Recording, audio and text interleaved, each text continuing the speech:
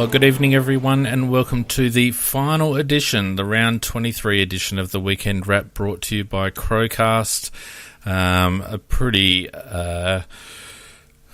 easy finish for the season for the Adelaide Crows. Unfortunately, we're missing out on the finals, obviously, this year. Joining me tonight, as usual, is Nikki. How you going, Nick? How you going, Nick? Sorry, I had you on mute, as usual. Well, I was going very well. Now I'm like, Why are you like, Because you put me on mute. Oh, well, you know. It's more about Macca's inability to bloody keep quiet during the intro than anything else. Well, I was going very well. Now I'm like, At least I'm getting blamed. Why are you like, Oops, what's going on here? Something's going on here. Put me on mute. Oh. Sorry about that. We've got a bit of feedback then. And Macca, how you going, Macca? Well, I'm sitting here like a church mouse, mate. Like a church mouse. Yep. Oh, good on you. Well, that would be unlike you, really, wouldn't it? It would be a little. Yeah, but anyway. Look, we won't drag our heels tonight because obviously the Crows had a pretty easy win and there's not a huge amount to talk about, but there's some interesting results in the other games. So let's get cracking with the scores roundup, shall we?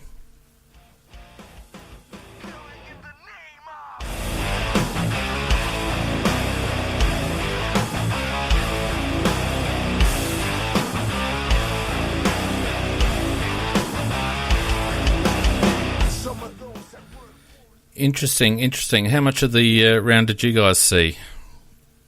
A lot. Quite a bit? Very little for me because I went to watch some motor racing instead and had a family thing on today. Very good. That's right. You went to the Bend, didn't you? Did indeed on Saturday. Yeah. So hopefully they ironed out the kinks there. No, there's lots of Bends up there. Lots of Bends. All right, well, let's get right into the weekend's results. And we had Port snuffing out any possible hope of them making the 8 on Friday night with a pretty insipid performance against Essendon. Essendon winning 111 to 89 in the end. And I thought if you're a Port supporter, you would have been pretty damn disappointed with that display, I would have thought. I would think so. It was a delightful start to the weekend, I thought. Port going under, and they played the same way they've played nearly all year, which is try very hard, but their lack of skills for an AFL team is terrible. It really is. And as for their game plan, I don't think it's... Well, I keep saying every week, I can't quite work out what they're really trying to do. And I think that Kenny is one of the most overrated coaches around. And now I think it's been shown up. He lost good assistants and he's done nothing of note since. But anyhow, quite right. Very poor performance by Port. I missed the first half because I was actually watching Crazy Rich Asians. Came out of the movies, checked the scores, and just had to burst out laughing because that was just hilarious to see Essendon up. And then got home to watch pretty much most of the second half. And you're right, Macca. Those skills were just deplorable. There's so many players just running over the ball, not being able to pick it up. It was just... And then to have the commentators go, Essendon are the best side just outside of the 8. And I'm thinking, if they're the best side that's just outside of the 8, heaven help the 8. Well, I don't know. I rate Essendon a bit. I reckon they've got some good speed. They do, but their skills were not good in that second half. No. I like watching Essendon play. I think they're very attractive to watch. They play a good brand of footy. But very run and gun. Absolutely run and gun, and they've got to really just and I think that's what their coach wants them to do, and he'll gradually put a little bit of stiffness and starch into them as it goes along. Yeah, I agree with that, Macca. I think he's got them playing freewheeling footy, and they don't have a huge defensive action, but they do play a little bit Richmond-like. It's a bit chaotic and all over Red Rover kind of thing, but you chuck Joe Danaher back into that team. And they're going to be kicking a lot of scores that are going to win a lot of games, I think. Interesting. The opposite of... What was that, Nick? Sorry? He seems to have done the opposite in terms of teaching a young team as to what we saw with Ruse, etc., in trying to fix the defence first and getting the defence right, He's just gone, go out and play. And we'll slowly add some defence in there, because I think it's taken too long for some of those other teams who are trying to do the defensive side, which like team we played on Sunday night, to actually then be able to do that switch on and turn an attack. Possibly. It's probably an indication of where those two lists were at. I think Worsfold probably had a bit more to work with. Yeah, agreed. Than Roosie did. But you're right, it is a different approach. And at this stage, I mean, it has taken Melbourne, 12 seasons to get back into the final. So, it's hard to compare. Probably 5 years to get to where they are now. Yep, with the current squad. Yep. Anyway, on Saturday, we had Geelong absolutely belting Gold Coast, as was to be expected, so Port wouldn't have had any joy there anyway, but Geelong getting up 142 to Gold Coast 40 in the end. I didn't see the game, and I don't think I missed anything. Did you guys? Well, I saw a fair bit of it. Dangerfield, one of the greatest individual performances I've seen for a long time. They tagged him with one, they tagged him with two, and he just kept getting the ball, and it was interesting after the game to hear their coach say that he's been playing most of the year under duress with injury. Yeah. But he was injury-free. He's injury-free now. And I would think he'll have a very, very good final series, because he was in outstanding form. Yeah.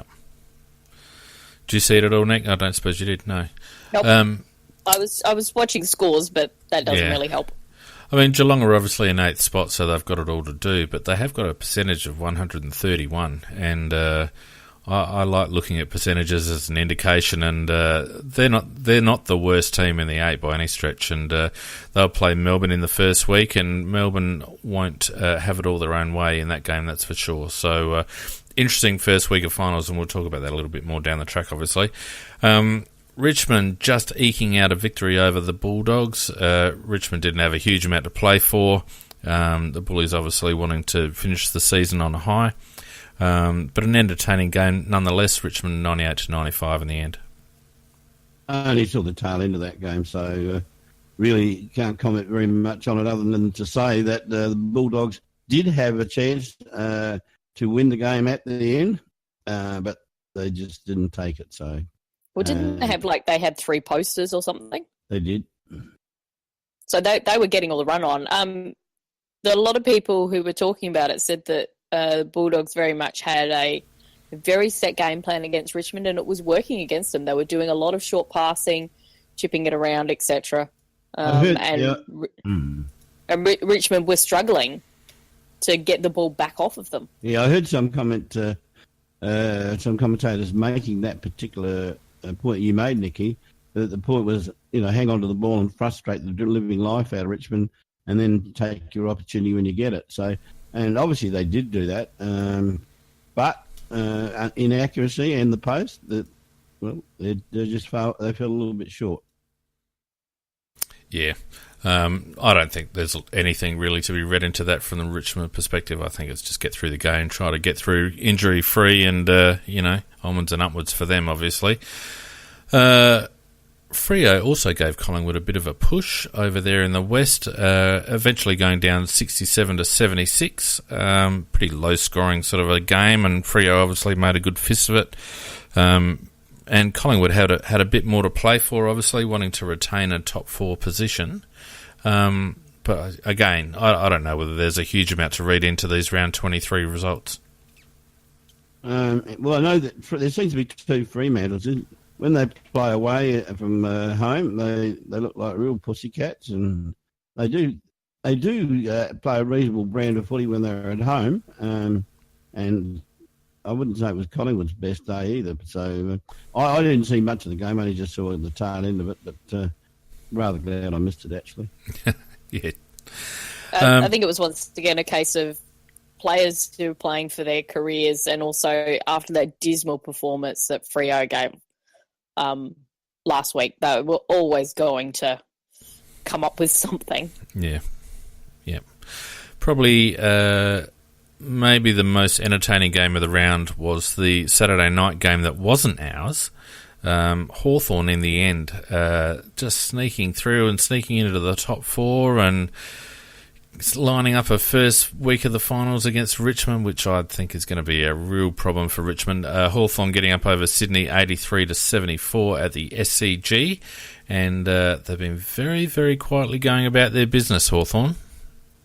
Yeah, the one game I would have liked to have seen, and obviously I watched our game, but the interesting thing, it's another loss to Sydney on their oval, and we've spoken about reasons why we think that before, and I think Sydney's their finals chances are much better if they travel. It seems to be the case, doesn't it? It's bizarre this year, it really is. It's and Nicky, you pointed out that maybe it's a tweaking of the game plan that has caused this, and I think that's a pretty good observation, actually. It's going to be very interesting to see how they go. Having the week off and just freshening up, I think they're carrying a couple of sore bodies, but they'll be good to go first round of the final series, I would have thought. I do wonder whether we know that Buddy's been carrying an injury, so resting him. Yeah. Because they'd sealed up a top 4 spot. And then also that Parker being a late out as well. I was just like, nah. He's obviously got a little bit of a niggle. If they needed him to play, I bet you he would have played. Yeah, because he played well the week before. Yeah, it was, we need him for finals. They're going to be some interesting matchups. I think those two teams can cause a bit of problems. I think Hawthorn will cause more problems than possibly Sydney will. Yeah, it's interesting. Let's just get through these results, then we might just have a bit of a chat about the matchup for the finals before we get into our game. West Coast overcoming Brisbane in what was probably a danger game for West Coast in terms of their finals aspirations, because Brisbane have been doing well up in the Gabba, and they're a team on the rise, and they certainly gave West Coast a bit of a run. But the Eagles doing what they had to do in the end and getting up 98-72. Well, they blanketed Zorko, and they made, and he was blanketed last week, and he got really shitty and a bit annoyed. Sorry, and there's apparently some kids. And he got again. He did throw a couple, I thought, behind play because he was getting tagged, and he got tagged in almost into the point of only just being a very average player. But the Brisbane Lions team, they do try very hard, and I've got to hand it to their coach, who has really starting to do something with his young squad, and I think they've got a future. West Coast, they were threatened several times, and they just kept fighting back. But it was a good game to watch, I thought. I actually tipped Brisbane for this one because I thought they might be able to get up and cause a bit of a worry for West Coast. Yeah, it wouldn't have surprised me at all, Nick, to be honest with you. I think we've all rated them pretty highly this season, and I think we've all got hopes for them next season in terms of moving up the ladder and getting a few more wins, and I think they'll definitely trouble teams next season. So credit to Fagan, and also I think Luke Hodges had a fair amount to do with turning them into a bit of a Hawthorn unsociable Mark II, but I think it's good. They've been up against it, Brisbane, for a while, and they had Gold Coast dropped on them, and players leaving and whatnot, and it's good to see them riding the ship because with Gold Coast struggling so much, we do need a reasonably successful team in that state for it to remain viable, really. Anyway, moving on. Also today, we had Melbourne with a very convincing win over probably a somewhat depleted GWS, 102-57 at the MCG. I reckon of all the teams coming into finals, that Melbourne would have benefited most from their result on the weekend because GWS were a formidable opponent on paper. And it would have given Melbourne a lot of confidence and also put them up into 5th place instead of 6th, so it gives them a home final in week 1. Yeah, well, I must admit, Melbourne were quite awesome, actually. They're going to be a very hard team to beat if they can reproduce this type of form every week. Got to say that Goodwin must be a good coach. And admittedly, he's got a reasonably good team, but they're playing a very, very complete brand of footy at the moment, and with some very good players in ruck and in the midfield. But they've got forwards. Their defence is possibly the one area where you might get them. But GWS, who normally have very powerful midfield, I thought that Melbourne actually, apart from Caniglio, who bless his soul from my dream team point of view, played a mighty game, but he was very much alone, I thought. And Melbourne overall won the day there, and I thought Petrarca up forward was very, very dangerous as well. And I'm hoping they don't go too far for our sake because we get their first round draft pick, but I'm a little bit worried about how they might go pretty well. I think it's a case of the injuries are really hitting GWS and possibly that really big open ground, the width of the MCG. They just couldn't handle it because I'm pretty sure they've got a number of players who are still in the team that are carrying some injuries, and that's not what you want leading into the finals. Yeah, agreed, Nick. I've been a bit of a G for GWS all season, but their performance today didn't give me any confidence whatsoever, and Melbourne surprised me. I thought they looked really solid. They looked well organised. They're playing with a lot of confidence, and their midfield is fantastic at the moment. So them getting that home final first week is a real bonus for Melbourne. I wouldn't have liked their chances so much if they'd had to go to Sydney. But the fact that they're playing their first final at home means that they just might sneak into the prelims, and once we get there, anything can happen. That's a very good point. Final game of the round was North Melbourne, a bit inconsequential for everyone except us because it means that we maintained our 12th position in our draft pick. North making hard work of their match over St Kilda, but getting up 117 to 94 in the end at Etihad. Yeah, I did watch this after the Melbourne GWS game, and I did say to Mrs. Mackey, this is actually hurting my eyes watching this game. I said they're trying to do what AFL players do, but they're not doing it very well. Oh, no. And it was a terrible game, riddled with errors, shocking errors. And as again said to Mrs. Mackey, you can understand why they are where they are. In fact, it's really surprised that North Melbourne are as high as they are. Yeah. No, shocking game to watch. We were driving back from a family dude, so we were listening because all the radio, the three stations all had the Melbourne GWS game, quite rightly. And you'd think, oh, okay, that game's finished. We'll get the last half of the North States game. Nope. They just kind of kept waffling about other stuff while they went to music. Nobody wanted to pick up this game. It's like as if they knew.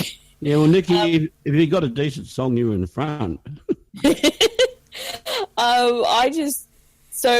Because you watched it, Macca, were they trying really hard to stop Ben Brown getting the ball? No. Just North with that shit and didn't want to get him to win a Coleman? That's just the way they delivered into the forward lines. You'd be lucky if you got it.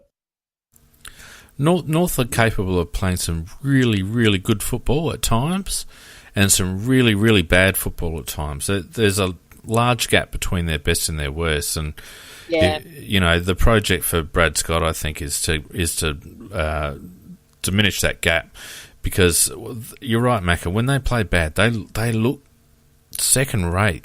And how they finish up ninth is a bit beyond me.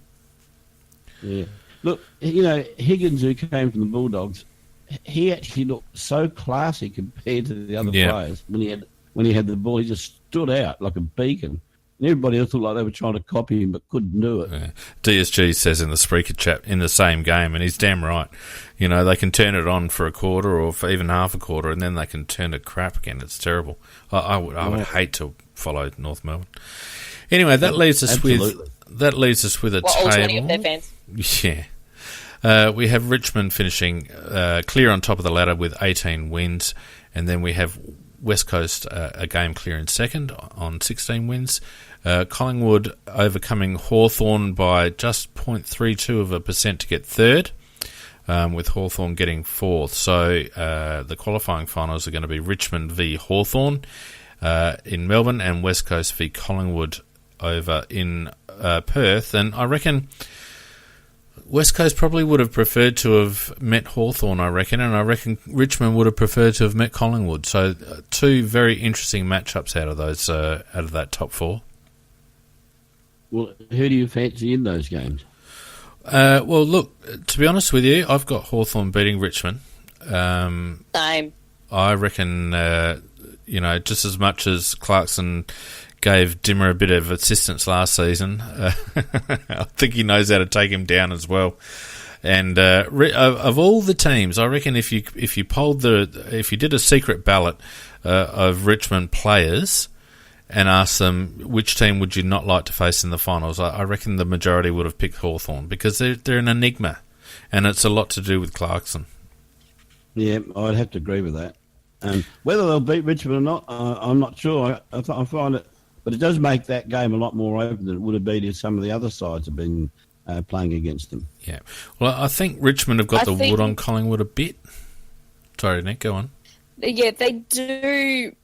When Collingwood, I think, are hamstrung a bit with injuries, because the couple of times when they have played them this year, Collingwood have pushed them, but they've been hampered by their injuries.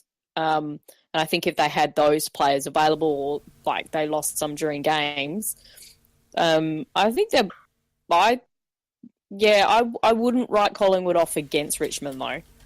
I think they've shown some really nice steps forward this year. And I think they've got a mix of players that cause trouble. And they do match up well in terms of not being too tall, even though you've got Mason Cox, etc. Yeah. Probably the query on Collingwood is how healthy their midfield are. Yeah. If their midfield are up and firing, then they're a danger to any team. But I think a couple of niggles in that group. And the other one, West Coast Collingwood, I'm pretty comfortable that West Coast will beat Collingwood over in the West. I think had it been Hawthorn, the same kind of thing would have applied to Hawthorn are just one of those teams that their successful years aren't that far behind them, which means that they still carry a little bit of that giant killer's tag, I reckon, into this final series. Well, you're quite right. And also about the West Coast Collingwood one, I fancy West Coast over there. Collingwood are talking about playing Treloar, that he's going to be available. Yep. So whether that's a good thing or not after the amount of time that he's been out, only time will tell. But if he plays at his best, it's an advantage. And if he plays like... if he just isn't at his best because of the amount of time he's been out, well, it could be a liability. Who knows? I'm just checking the Collingwood injury list. They're hoping they can get Treloar up and going. If he comes in, that will definitely help. I do wonder as well, though, the fact that they've just been over, they've played their game at that stadium this week. In 2 weeks' time, they've got to go back there and play again. So it's going to feel fairly familiar. Yeah. And that's actually a nice little advantage to them. Different team, yes, and West Coast are very much a different prospect than what Fremantle are. But I think that will help them a little bit. So some people I saw in the chat, they thought that West Coast were going to flog Collingwood. I don't think it'll be quite like that. But I do think I agree with you. I think West Coast just have the edge purely on it being there. Yeah, Collingwood travel really well.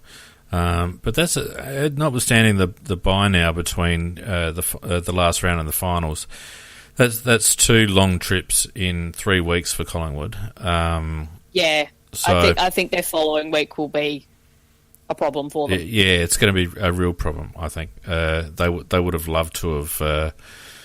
I reckon they wouldn't have minded if Hawthorn jumped them. but into third. But anyway, look, in the second half of the 8, we've got Melbourne v Geelong at the G, I would imagine, and Sydney and GWS doing a post-season Sydney derby. So 2 good games there, and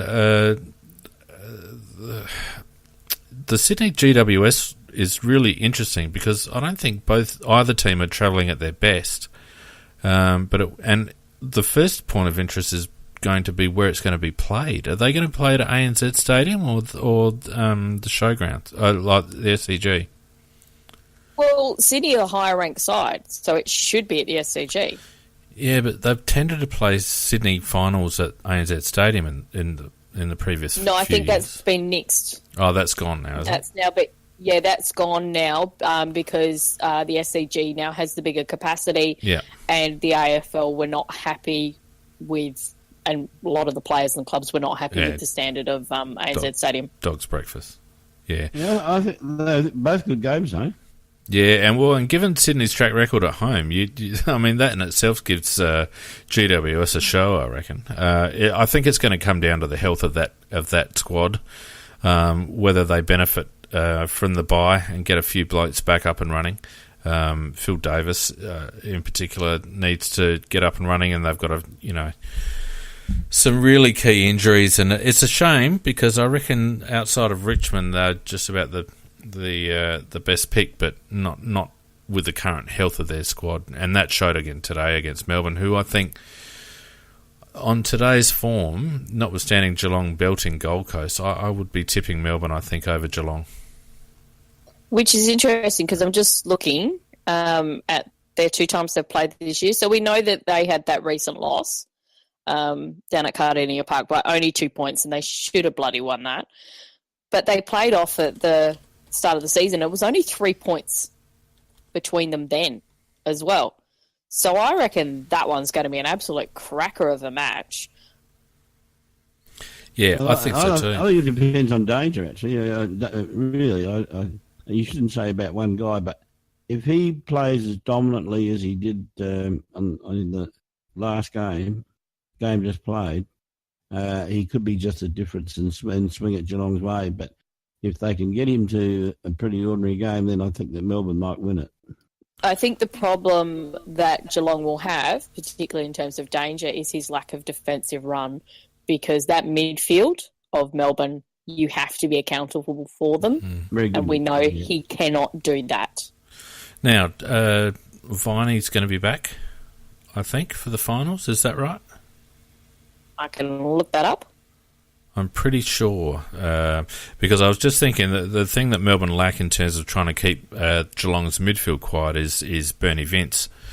But if Jack Viney's back, then he provides a good challenge. But notwithstanding that, I think Melbourne's midfield is really gelling at the right time of the season, and I reckon they'll have too many weapons for Geelong. Yeah, well, if they play like they did today, you'd be right. No doubt about that. And Geelong, I think, are too Hawkins-centric. I still think they lack another forward option. Menzel kind of, floats in and out. They've got Kelly that runs forward now and again and kicks a couple, and obviously they've got Ablett and Dangerfield that float forward. But I just don't think they have enough options up forward. And Melbourne's defence is pretty solid. So I'm thinking that Melbourne and probably Sydney are the 2 winners in that back half of the draw. What about you guys? I oscillate between Melbourne and Geelong, and I'm really not sure. I'm going to go for Geelong because that's what I want to happen. And in the other game, I'm going to go for GWS because that's what I want to happen again. What do you reckon, Nick? As much as I hate it, I think Melbourne might get them. Because we do want them to finish as low down as possible. Yeah. Yeah, well, they'd finish 8th. I'll just say, their website's horrible trying to find their injury list. Probably made by Telstra. Anyway, look, let's move on and have a chat about the Crows game, shall we?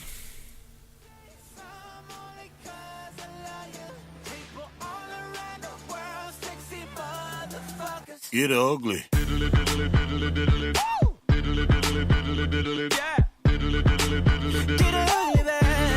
Damn, that's ugly. It was ugly for Carlton. What? They're not AFL standard, Carlton. Oh, God, no. No. They're not even close. Not even close. Anyway, look, the score, Adelaide 165, doing it in a canter, really. Some of the scores were... Highest score of the season. Highest score of the season. I think it was equal biggest winning margin.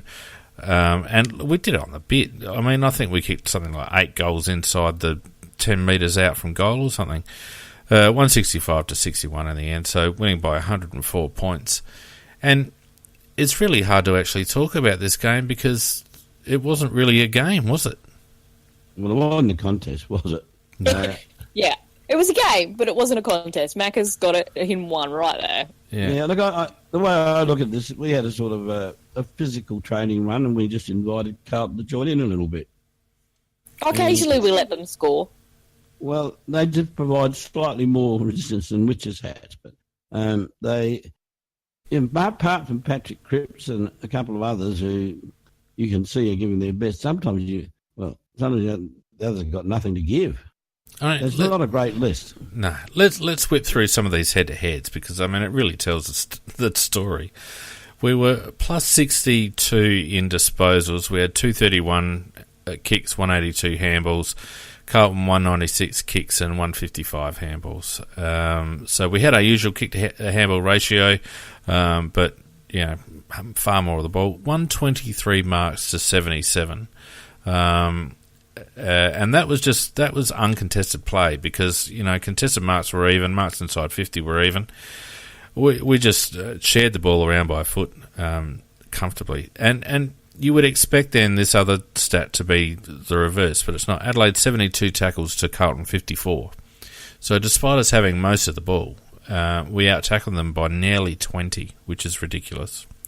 We finally won a tackle count. Yay! Yeah. And, you know, I mean, you could have excused Adelaide for dropping off in that stat. So it was good to see that we maintained the pressure. 72 is a good number.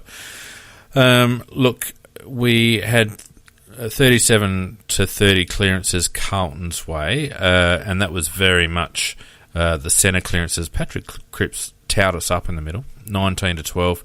And I've got to say, you know, despite us winning, if there was a glaring deficiency in our game plan, it's our centre square systems and our positioning and just the way we go about it. And this game really highlighted it, I think.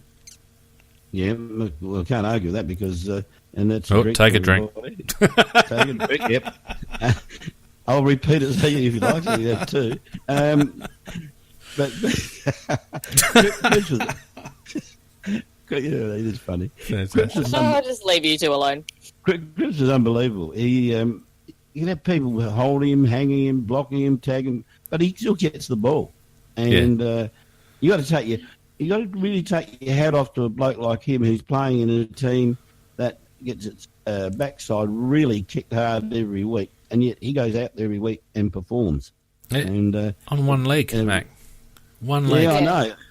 Yeah, I thought he was outstanding. Absolutely outstanding. It's such a pity, though, that even though they have so many other high draft picks, etc., around him, that he just doesn't have the support. If he had a slightly better midfield around him, Carlton would be a lot more competitive. I'll tell you who's a squib. Mark Murphy's a squib. He's captain of that club.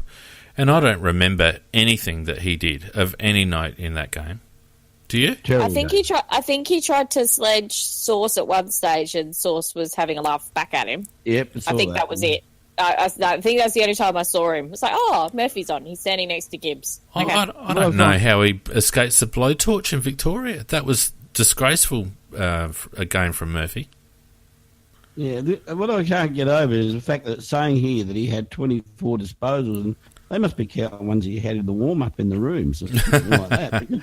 Yeah, well, he might have had 24 disposals, but he went at 62%, and he didn't get a clearance, Macca. Well, I don't remember him. After all of the clearances.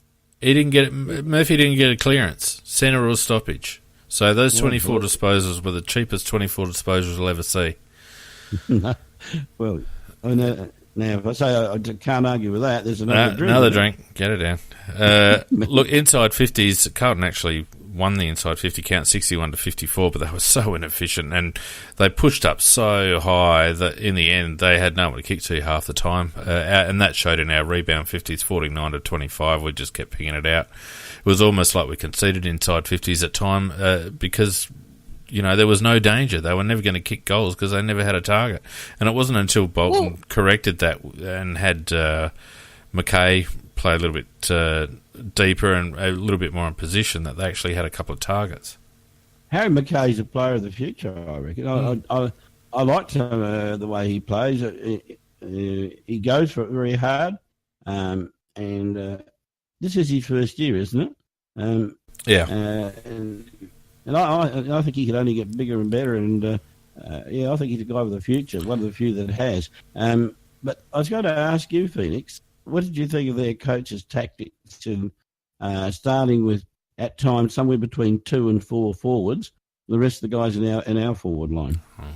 I think the commentary summed up Bolton's coaching pretty well. I think the best comment I heard from the commentary was that, you know, the focus has been on that playing group for the last however many years. But the focus is going to have to start to be put on Bolton, because I thought his tactics were ridiculous. I really do. What is the point of playing so defensively? And there was no system to what they were doing. They were just basically throwing mud at the wall and seeing what stuck. You know, it was horrific. I didn't think anything of Bolton's coaching at all. No, I thought that myself. I thought he embarrassed himself as a coach. I agree. If he wants to retain his job, and obviously he's going on again next year, he'd have to do something a lot better than that, because he didn't teach those players one thing by the way he structured them around the ground on the weekend, because what he's virtually saying is, well, we're going to get our backsides kicked really badly, so I'm just going to put you all in defence and hopefully you just clear the ball. And with no thought about how they were ever going to score themselves. No. Well, the problem was, because I didn't see the first quarter because we were driving back from Talon Pen, but we're listening to the radio. So Francis Burke, they're commentating, and they just kept going on about, well, they're trying to get them to play a zone in defence, and it's just not working. They need to go man on man. And then they kind of kept still trying to zone off because they put those extra players in. But to play a good zone, you need to have a good ability to read the play and a good understanding of your teammates and great communication and intelligence. Carlton lack all of those things. Well, not only that, Nick, if you're going to play a deep zone, you've got to be prepared to run. Because when you get the ball, as you're inevitably going to do quite a bit because you're outnumbering the opposition, you've got to get players ahead of the ball. And they've got too many lazy squibs in that side. Dale Thomas has never played a team game in his life. Mark Murphy, we've already talked about. You know, they've got no midfielders, apart from Patrick Cripps, who couldn't run, that are prepared to run both ways. So they park the bus in defence, they get their turnovers and their rebound 50s, but how many times did they break down across the wing simply because they didn't have blokes running through and creating overlap? Well, that's exactly right. What did happen? You wanted to avoid a drink then, didn't you? I did. Look, they're getting drunk already out there.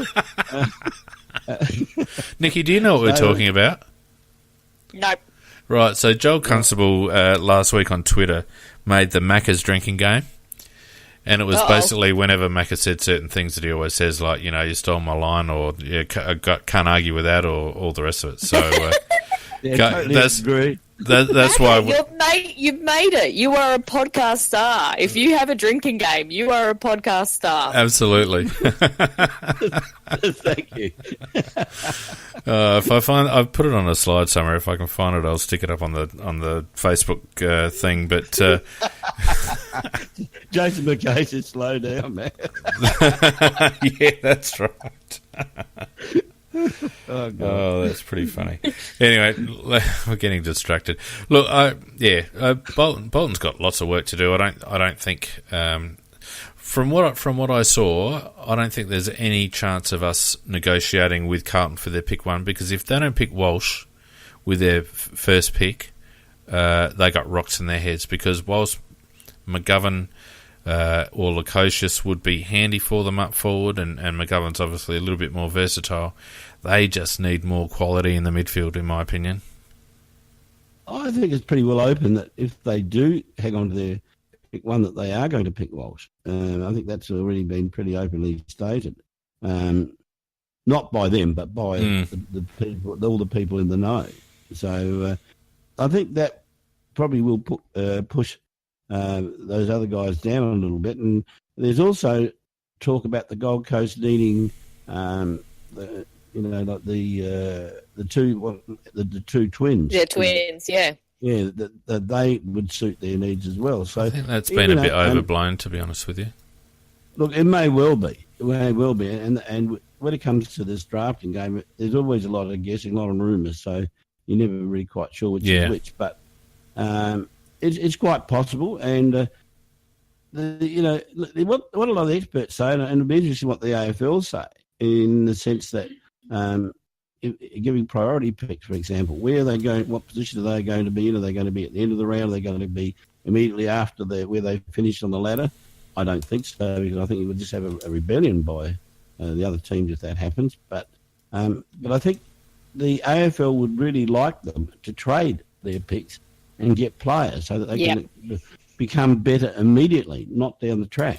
Well, they might stipulate it, actually, Macca, They might actually stipulate that they'll give them a priority pick, but it has to be untraded. Yeah, or they have to pick a mature age player, because I think there's one of the guys who's in the VFL that's being talked about, that he's the type of player that Carlton would fit in so well at Carlton. I also think, very interestingly, that they need to get rid of Bolton, and I think that's partly why Teague came home. He could see that there's a space there for him. Yeah, you might be right. Absolutely, there is. Yeah, I think that will eventually happen. I think, Nicky, and it's a question is Bolton will start the season off next year, and if we get a repeat of this year, then I would say that he would he'd be out sometime during the season. So and deservedly so. I don't think he can coach at all. I think he's had the benefit of listening to Clarkson, and he tries to say Clarkson-type cliches and clauses, but, he's not talking about the same. He's trying to talk about milk cart horses as race horses. They're not the same thing. To me, he looks like a bloke that's out of his depth. He just doesn't look like he's got full control of what's going on. He looks out of his depth. That's my impression. And I think it's not been helped by the fact that you had a list manager who just was supremely attracted to anybody that had from GWS next to their name. A lot of the players that he's pulled into the club just did not add to the list that they had. No. It gave them more of what they already had, and they didn't need it. I agree. I think it's going to be very interesting now that there's going to be a new list manager. I think they're going to be a lot better to deal with. So that's going to be an interesting space to watch. Do you really think that Sauce is going to take his hands off the wheel on that one? Isn't he going? Sauce? I thought this is his last year. I thought he's out of there. No, it's a new football manager. No, football manager, but not list manager. No, I thought he was going as well. No. Yeah, but the football manager was one that he's tried to bag. Well, Sauce publicly. Sauce isn't going. He's got to report to the new football manager. Yeah, and I think he's going to have his head pulled in a bit, particularly after words he said publicly about that new football manager. Look, possibly, but he's not going anywhere. Oh, God, there's stuff then. Yeah, no, he'll be there forever, Silvani. He won't go anywhere.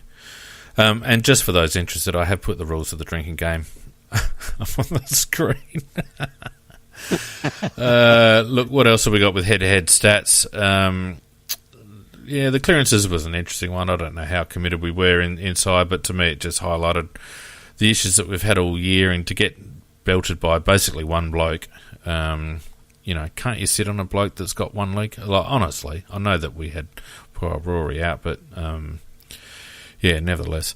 But aside from that, the only other stat that really stuck out for me is Carlton's inefficiency by hand and foot. They ended up going at 67.5% disposal efficiency, but they're in the 50s for a lot of the game. And they just continually burnt the ball. Well, it's very hard to retain the ball when you keep kicking to the opposition, isn't it? And at times they'd actually put it straight on our chests, and that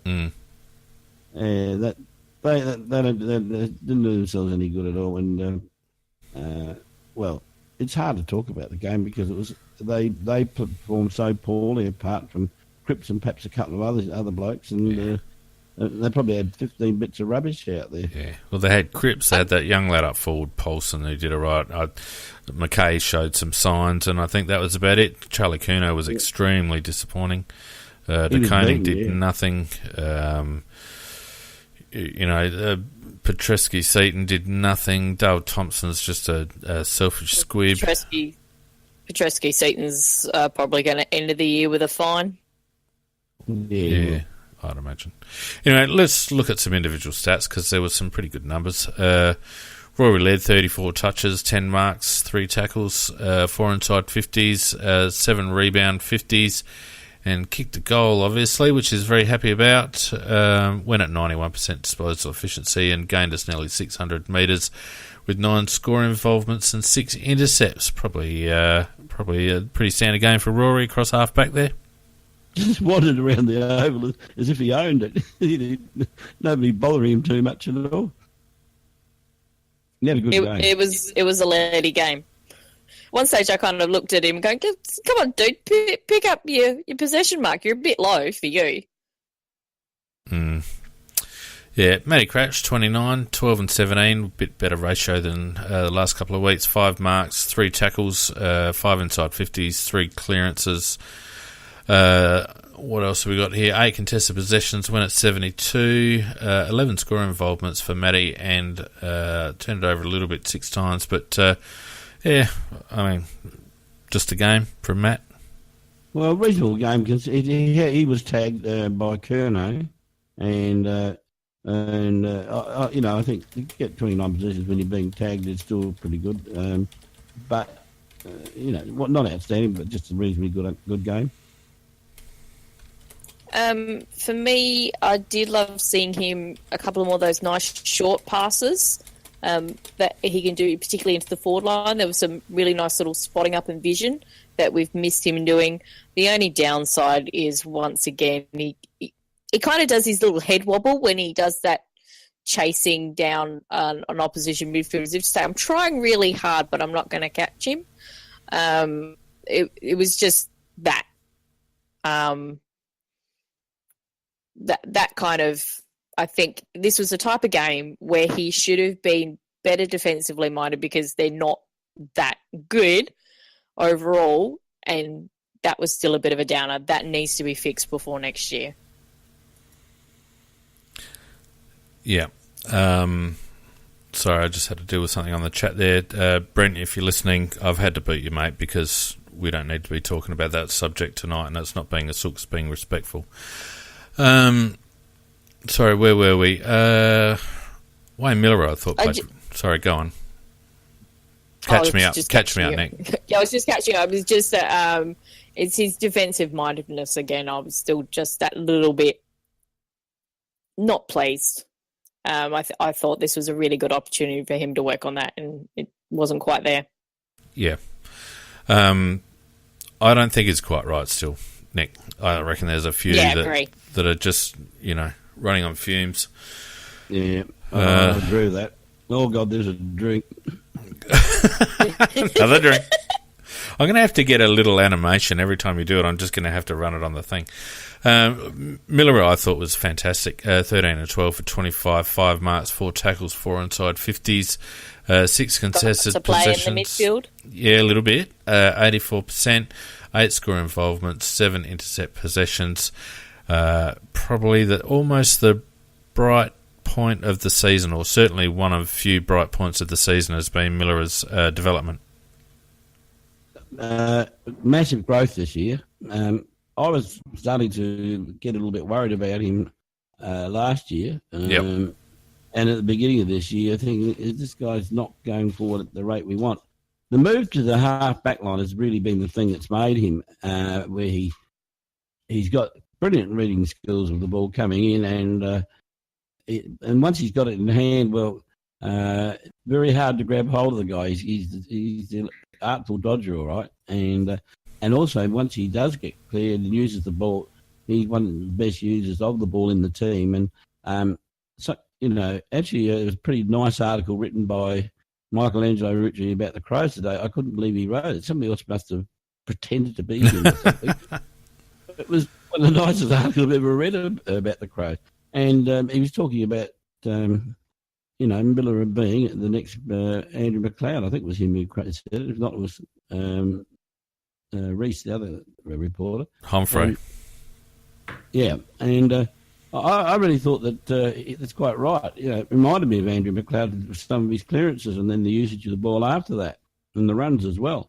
So he has been one of the real positive aspects of the season. Oh, I do remember Murphy being on the ground when Miller put him there. Well, that's something that actually Wayne's added to his game, and it was my biggest criticism of him. It was his lack of physicality, but he's put on a lot of core strength, and he's running in straight lines, and he doesn't mind the contact at all. So that was probably my biggest worry about Miller, and that's been allayed. So good on him, and if the projections are true, or if they come true with regards to McLeod, then look out for another 300-game superstar. Look, I thought Andy Otten, I don't, but a lot of people bag him and say he's past it and all the rest of it. But how many blokes can be a fourth or fifth call-up defender and be as dependable and reliable as Andy Otten? He's such a smart footballer. He is. He's clever, isn't he?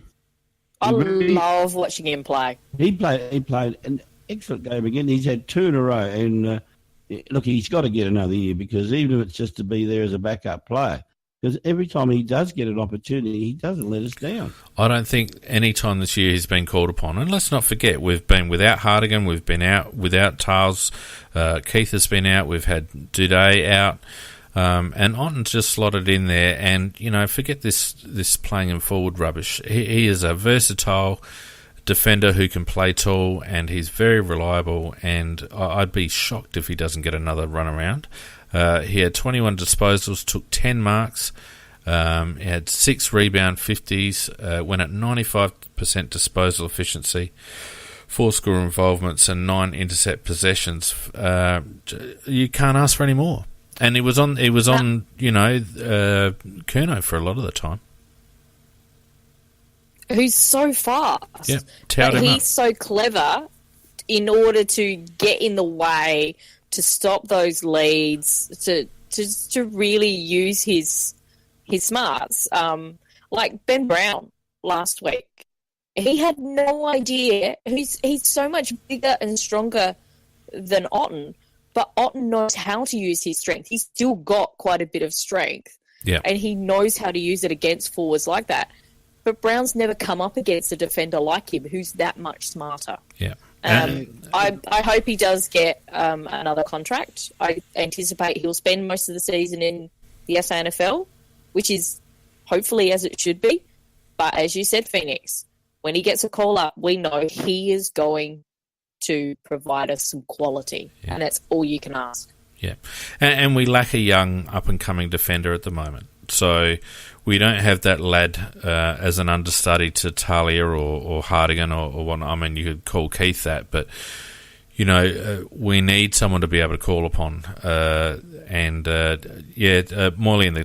Spreaker chat says SNFL captain, and I think that would be very fitting, actually, but certainly needs to be retained.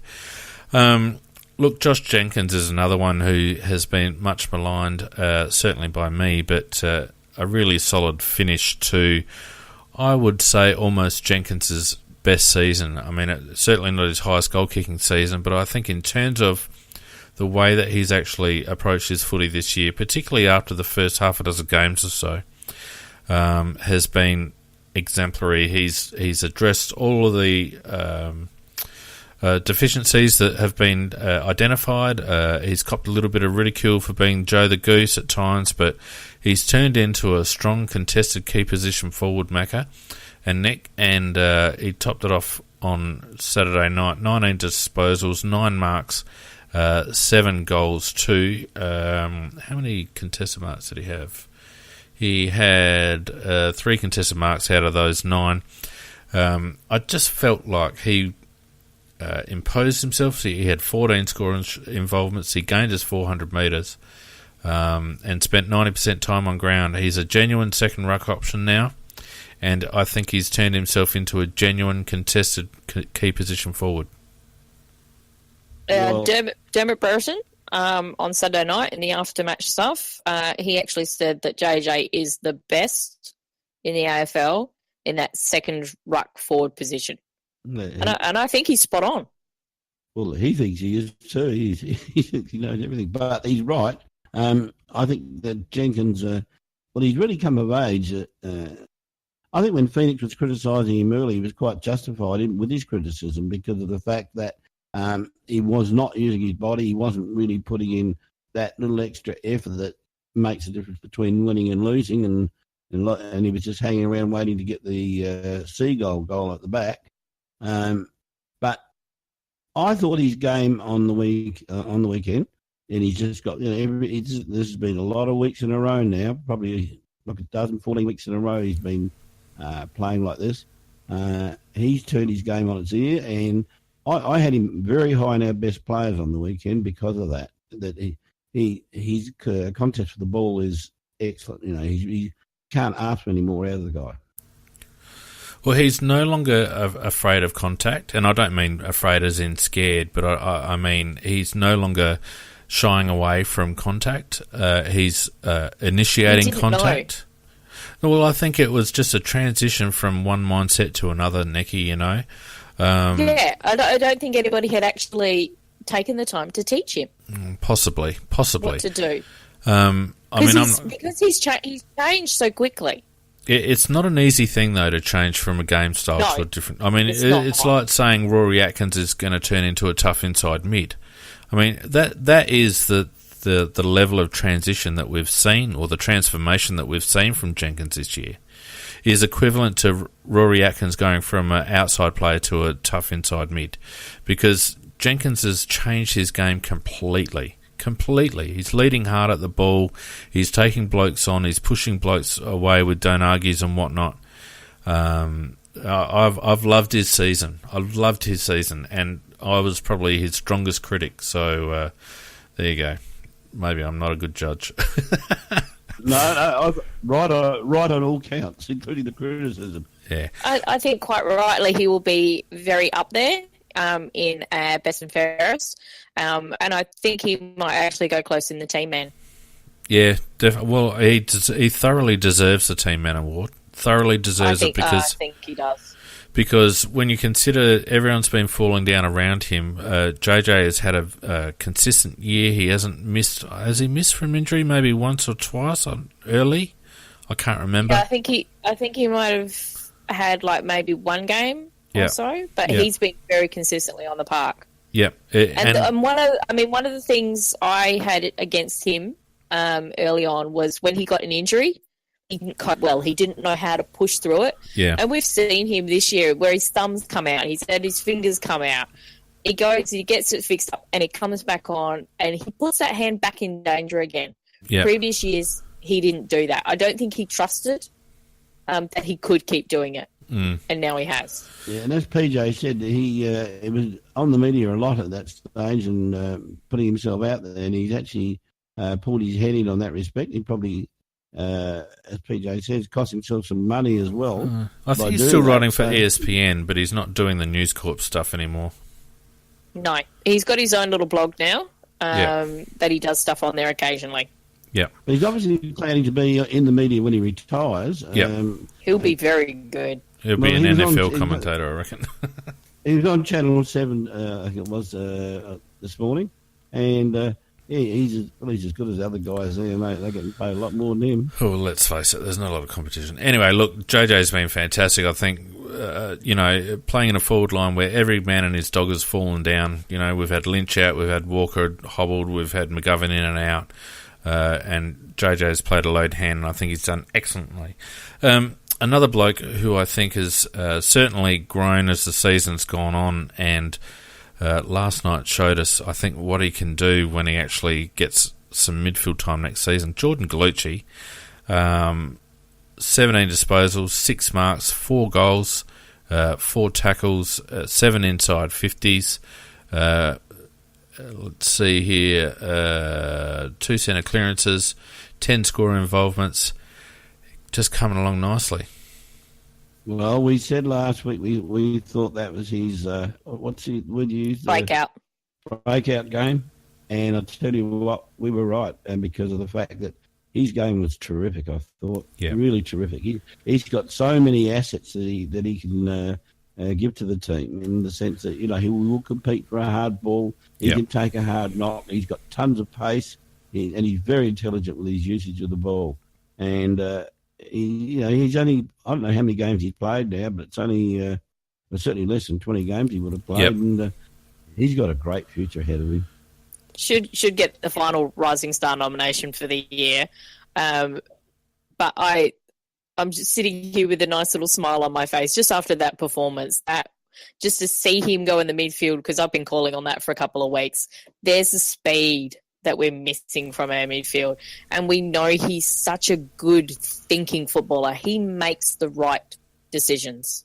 He's a genuine inside-out midfielder, and the thing that I like about him is that he can start in congestion and accelerate away from congestion. He can break tackles and accelerate away. He's got extremely good lower body strength, in my opinion, and he's very composed, and he's good distributor into our forward 50. So really good signs from Jordan. Him along with Miller and Jenkins would have to be, in my opinion, the 3 standout bright lights of the season, if you like. The only other mention that I'd give is probably Elliot Himmelberg, only because it was his first game. Only had 13 touches, took 5 marks, kicked a really nice goal, which I thought was pretty cheeky after missing his previous shot, which he should have got. And it's such a nice kick. That's what pissed me off about this. I reckon he just about bloody fell over. Beautiful kick. He did. I came off the side of the boot, and I'm like, you don't kick like that normally. But that second one, that's a much better one to get. And it showed all the tricks that he can do, and why he is going to be a hell of a nightmare for opposition teams. Because if you put him and JJ in a forward line, and I said this in the chat just a bit before, which team has 2 defenders that can match up on those 2? Yeah, and then stick a Tex or a Fogarty or something like that in there as well as a bit of a change-up. He's got a lot to learn. You can see he's green, but gee, as you said, he's got a lot to work with. He's tall, and he moves. He's quite quick. And, yes, he's very quick. Yeah, I was surprised how quick he was, and he's very mobile as well. I mean, that goal that he got showed that a lot of dexterity and a lot of balance and skill that guys his size, a lot of them don't have. And I think, and also Macca, that breaking of the confidence to know to break the tackle. Yep. Well, I think he missed his first goal, I think, just through sheer nerves, I think. But when you had the snap goal, you don't have time to have nerves. You just go ahead and do it. You go ahead and do it, and he kicked the beauty, and it was a lovely goal. Talking about his hair, is that his natural colour? Yes. I think it is, yeah. Yeah, look at his eyebrows. Like, my mum just kept yelling during the game. Every time the commentators would bring it up, she'd just yell, look at his eyebrows, they're the same colour. It looks a bit like Jack Rewalt with hair, doesn't he? Yeah. I did love the hair seems to run in the Himmelberg family. Was one of the comments. I go, yeah, that's fair comment. Look, the thing that I noticed, I think the most, which was actually a negative but a positive in the same way, is that he often when the ball came in high, JJ and Himmelberg were in the same spot. And all that tells me is that Himmelberg was actually running to good spots. He just wasn't being cohesive with Jenkins. But I mean, that's just a matter of working with the line coaches a little bit more and understanding running patterns. But I did feel that he put himself in good positions quite often. And Dixon was praising him for a lot of his running patterns. Yeah, so good signs from Elliott, and you know, maybe a bit of a few cameos next season. He might rise up the ranks towards the back end of next season. He's still got a bit to go, but by goodness me, he's got some tricks and he's got some attributes that look really good for the future. Interesting point. You know, no Walker. I don't know whether anybody's bothered to have a look. When Walker hasn't played, it seems to me like we always win. I don't know whether anybody's ever bothered to look that up. Well, maybe this year. I'm talking about this year. Yeah, and it's because he's been hampered by injury. They should have got him right properly. Yeah, no argument about that. I'm not blaming Walker, but the point I'm trying to make is that, you know, he hasn't had any impact this year, and when he hasn't played, it seems like our forward line's a lot more open. Well, I think it forces us to play a little bit differently, Mako. I think when Walker's there, he kind of demands it a bit. But he hasn't really been in form or hasn't had the ability to honour that, if you know what I mean. So the ball's going to him a bit and it's just bouncing straight back out again. So you're right. I mean, our forward line's been a dog's breakfast. If you compare our average score is down to about the early to mid 80s this season, and we're up around the 100 last season. Our forward line has been a disaster this year, and some of it has been through our lack of midfield efficiency, and some of it has just been through injuries and poor form in our personnel up forward. And hopefully that can be rectified over the off-season, because it was our strength and it turned into a weakness. Yeah, and the other thing I was going to say very quickly is, in the future, how do we fit in somebody like Fogarty and along with Himmelberg with the blokes we've already got? Well, it's going to be interesting to see how they play it, and obviously there's a lot of scuttlebutt around McGovern at the moment, and it looks reasonably likely, despite Nicky's protest, that Mitch is out the door. I was going to raise that, yeah. Sorry, Nick. He was. You wanted him to be happy, etc. He was very happy at the end of the game. The first one to congratulate Elliott. Yeah, no. So he did he look like a player he didn't want to be around that club? He looked like a bloke who was... He might be congratulating him for taking his place. No, I doubt it. Nicky, I saw him interviewed and he was asked the question. And while he said certain things, it didn't look very genuine and he didn't really sound all that keen about being here. I think... I got the reverse impression. I got the impression he's leaving. I think what the biggest indicator for me was Don Pike's presser a couple of days ago. And whilst I don't think he's out the door just yet, I think that there's some work to do. And I think that the club might just go, you know what, we'll cut our losses on this one. Because he does offer us trade value. He's also on decent money. He's on, 600, I reckon? And so, which is a fair chunk of our cap. He gives us good leverage at draft, and he plays in a position that we have quite a bit of. Now, notwithstanding, Mitch is going to be a gun. You know, what may let him down is his body, and he at the moment he's lacked a certain amount of consistency. But in terms of X factor and the ability to turn a game on its head, Mitch McGovern's got that in spades. Now, you know, any out of the year, I think you try to hang on to him. But if you have a look at what's on offer, and the area of the ground that he plays predominantly, notwithstanding the fact that he played a bit back on the weekend. It's the 1 year where we could probably afford to lose him, in my opinion. Well, that's the question I was going to ask. And would you? Did I steal your line, Macca? You stole my line. A drinker. Drinker. Yep. Because I'm the same as you. I think that if he, because of the amount of forward opportunities that we do have amongst our players, but he is a very exciting player with a lot of X about him, but perhaps not necessarily consistency. He is a player that I would trade, but only if that led to getting a draft pick in the 1, 2, 3 situation. Yeah. Spot on, Macca.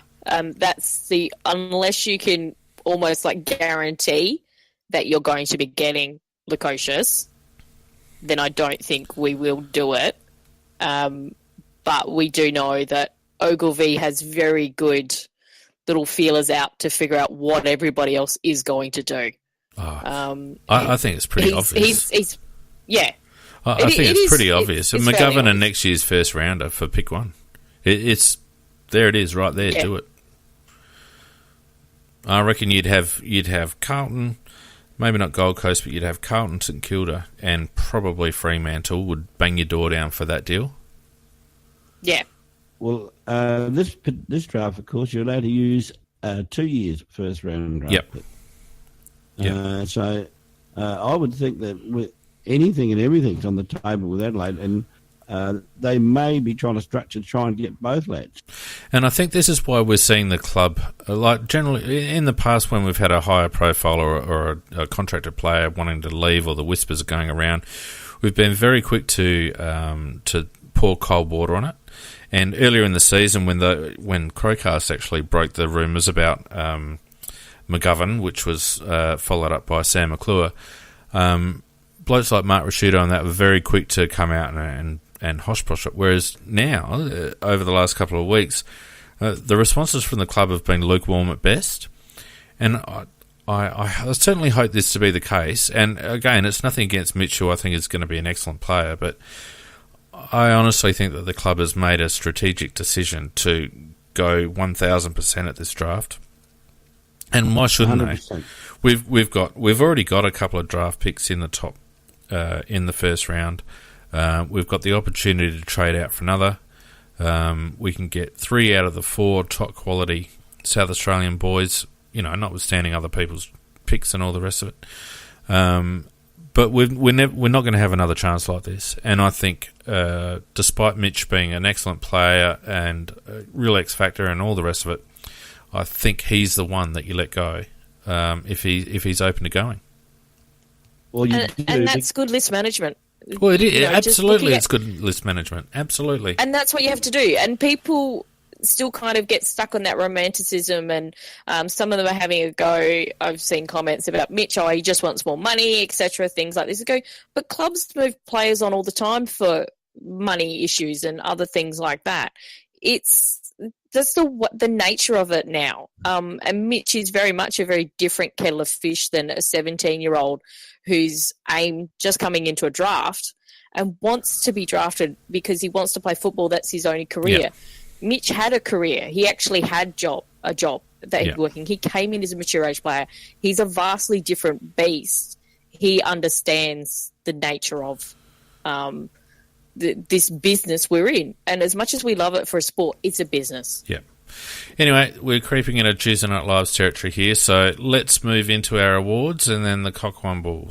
But first, I think we have a Jet of the Week award to nominate.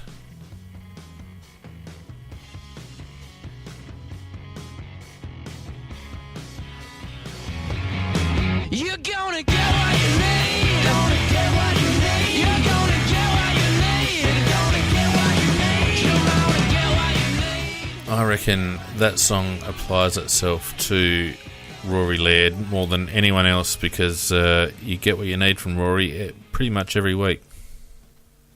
I like JJ's game though. Well, there were certainly quite a few contenders for it. I thought that Laird was outstanding. Jenkins fantastic. Miller. Miller, Atkins, Gibbs, and then to a slightly lesser degree, Gallucci. But look, if it's Laird, I'm happy with that. No, I'm happy to go with consensus. What did you think, Nicky? I really did like Lairdy's game as well, but I just really liked how JJ was presenting the different ways he was managing to get involved in the game, and I think he was a real big difference. I mean, Lairdy had to stop it, etc., and they were being stupid with trying to man him up, and I think at one stage they did try to tag him, and that doesn't really work that well. So, for me, it's a real flip of the coin between the pair of them, but you two have gone Laird, so we'll give it to Lairdy with a very honourable mention to JJ. Yeah, Okay. I think that's reasonable. You made me break out. Made me break out.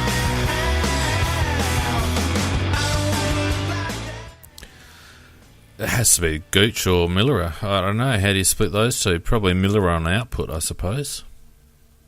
Yeah. I'm giving it to mine is the Gooch. I'm going with Gooch.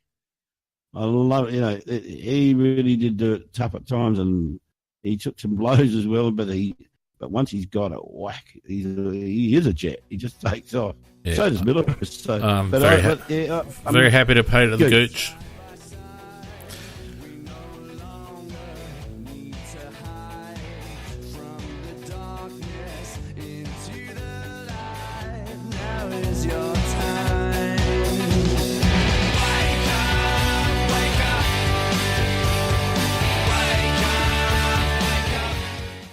Two words, Richard Douglas. I was going to say Richard Douglas has stamped his mostly play SNFL next year card. Yeah, I think it's Douglas. I think there was a few disappointing games in amongst all that. I thought Hugh Greenwood had a pretty disappointing game. It was on ground for 73% of the time and only picked up the 4 kicks and 9 handballs. I thought Hugh was disappointing. I thought Riley Knight was disappointing.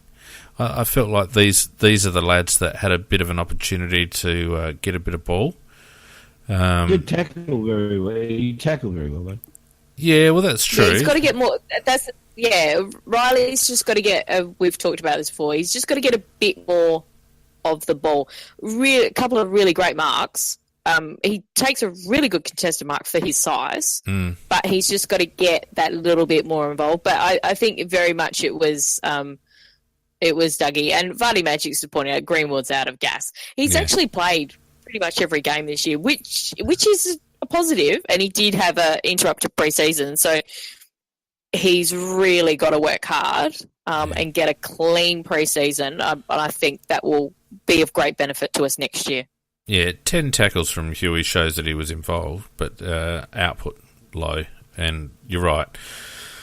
He needs to get a good pre-season under his belt and get a little bit more air in the tank. Richard Douglas was the main reason why we got towed up in centre clearances.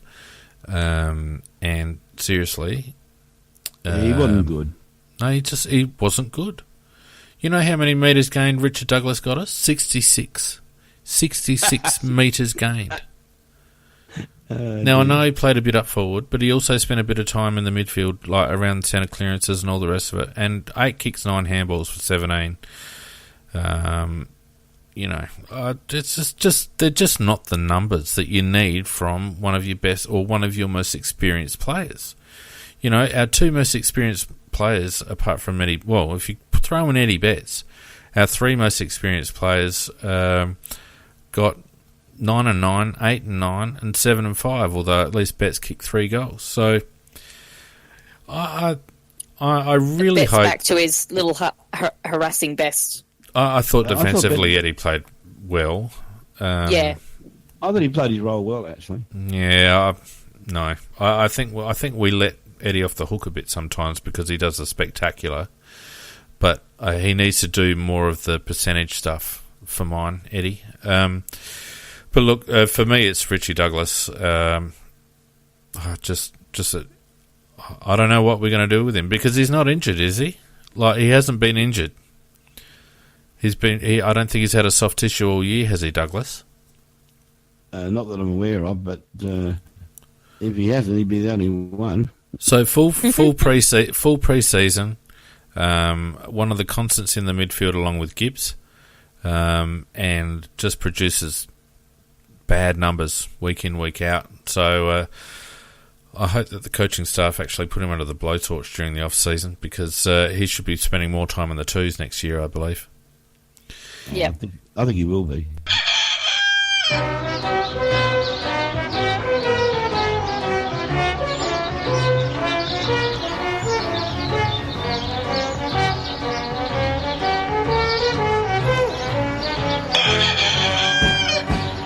Underground, overground, wombling free. Go for it, Nick. Well, I know they're not in the AFL, but Salisbury not pulling that player off. What, I don't care if he's your captain or whatever. He needed to come off the ground. Yeah.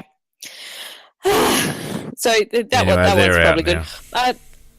Yeah, and quite rightly. The other thing I thought was kind of funny was, so they did an after-match press conference. So if you have Fox Sports and they do the Saturday night thing, and so Jonathan Brown were interviewing Jake Kelly.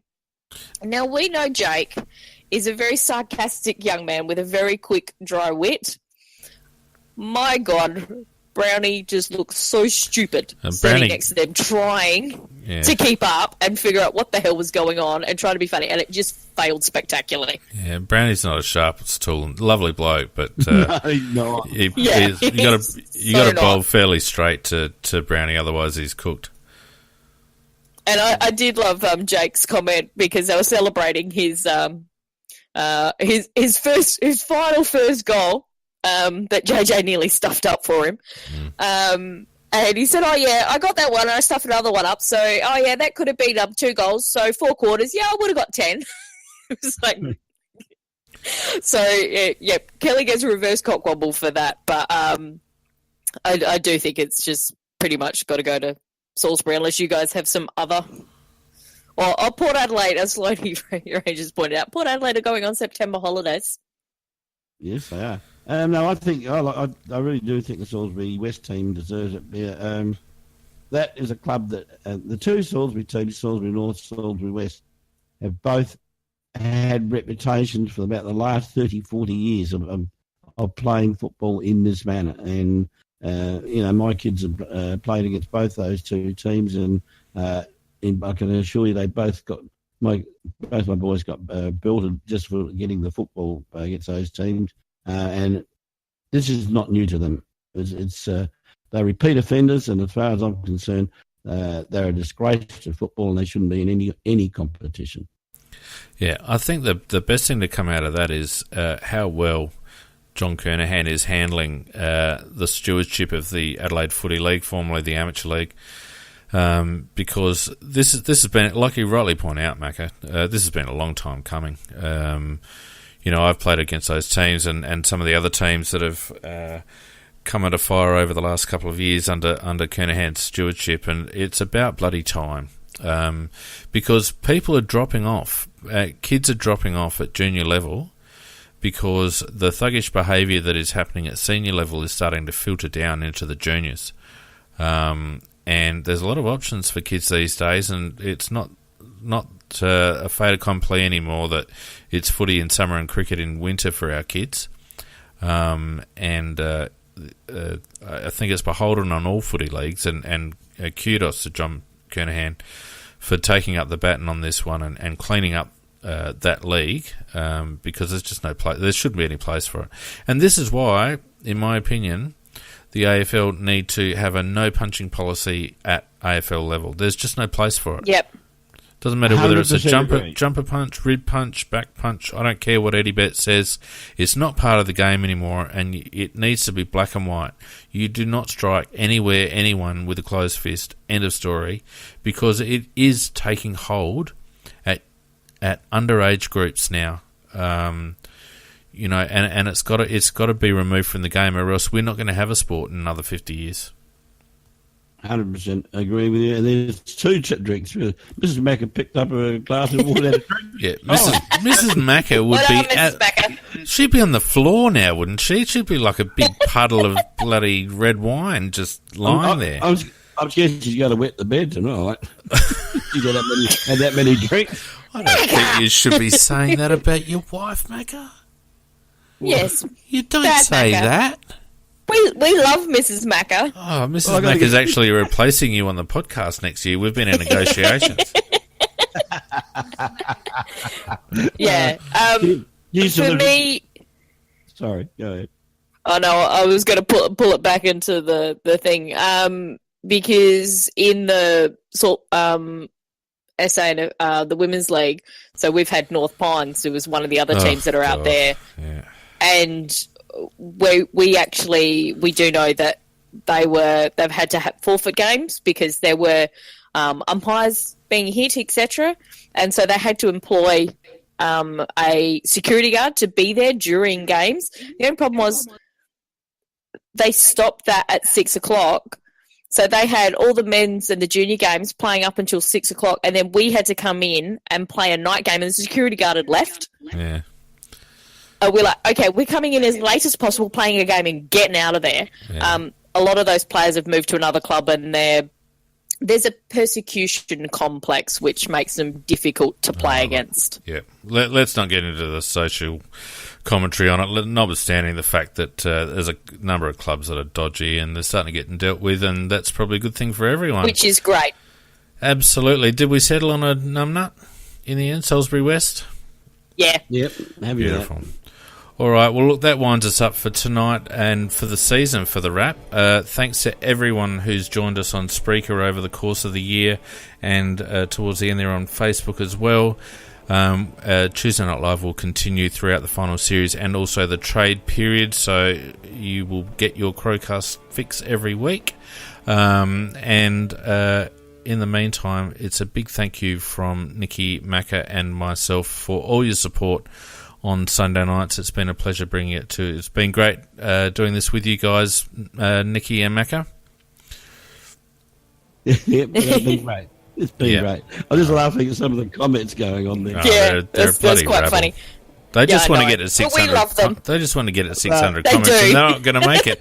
They're going to have to hurry up because. Okay, I'll help him out here. I will say that whilst this has been a season, we have kind of wanted to forget. I think these Sunday nights have made it slightly worthwhile. And we thank everybody who has listened to us and actually willingly listened to us. Yeah. I still can't believe we do this and people like it. 590. There we are, 600, and it's time to go. Thanks, everyone. Don't forget DJ Crows cheated. You can follow us on Twitter and Facebook at AFL CrowCast. Give us a review on iTunes. That'll be awesome. And we'll see you on Tuesday night for Tuesday Night Live. Good night, everyone. Yep, good night all.